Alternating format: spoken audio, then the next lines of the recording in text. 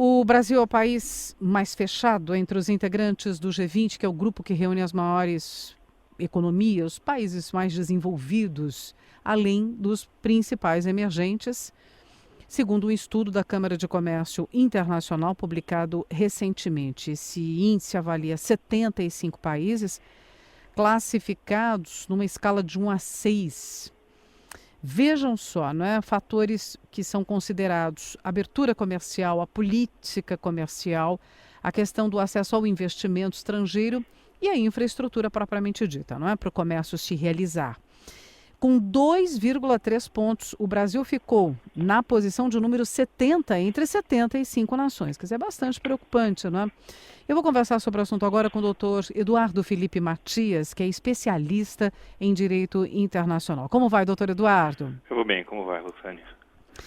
Tudo bem, é um ano muito difícil e é hora também da gente começar a enxergar de uma vez por todas esses gargalos e buscar soluções para os problemas, né?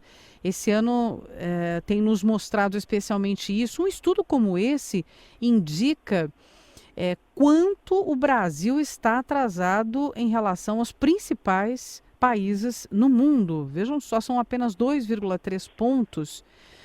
Houve uma pontuação ali de 0,1 de um ano para outro, mas nós estamos muito longe de estar numa boa posição. E isso dificulta os negócios? Dificulta, de fato é um gargalo. Como você bem disse, a gente tem um desempenho muito ruim em relação àquela que é uma das principais tendências aí do último quarto de século, que é a globalização econômica, né?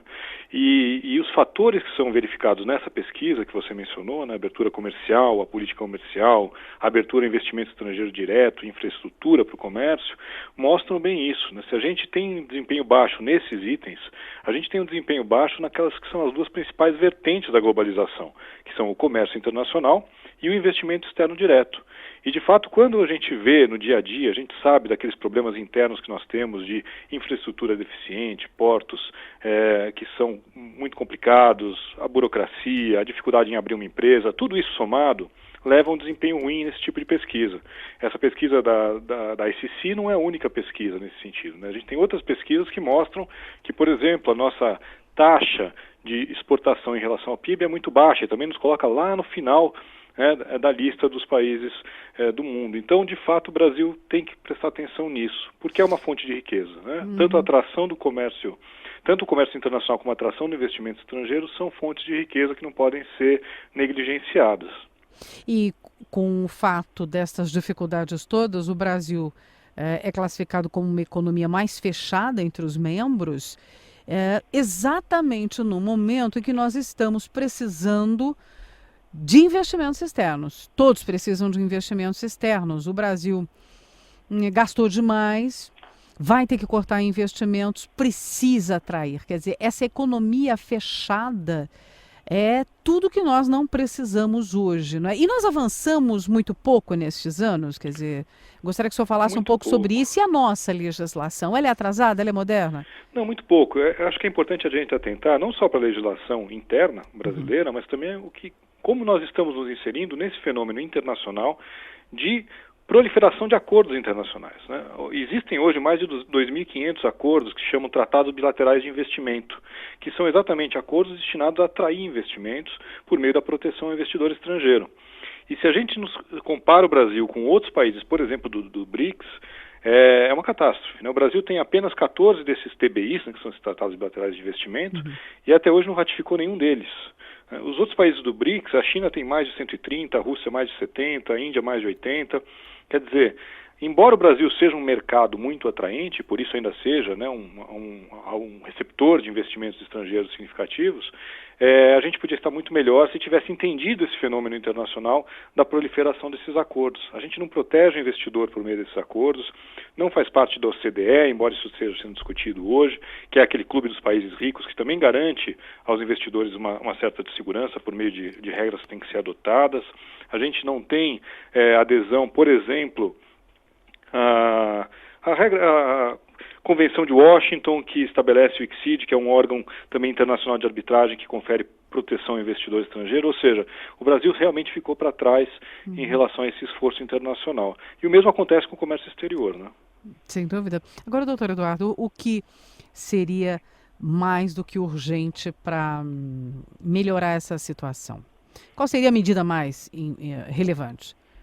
É de fato entender essa realidade. Veja, em relação ao comércio exterior acontece exatamente a mesma coisa e a gente tem condições de reverter esse quadro por meio de novos acordos internacionais. É claro que existe um empecilho aí que o Brasil faz parte do Mercosul, ele tem uma tarifa externa comum e para negociar acordos que significam redução de alíquotas, a gente precisa chegar a um acordo internamente, né, com os outros membros do Mercosul. E por conta disso existe, por exemplo, um acordo com a União Europeia, entre Mercosul e União Europeia, que também faz mais de 15 anos que vem se arrastando sem uma conclusão.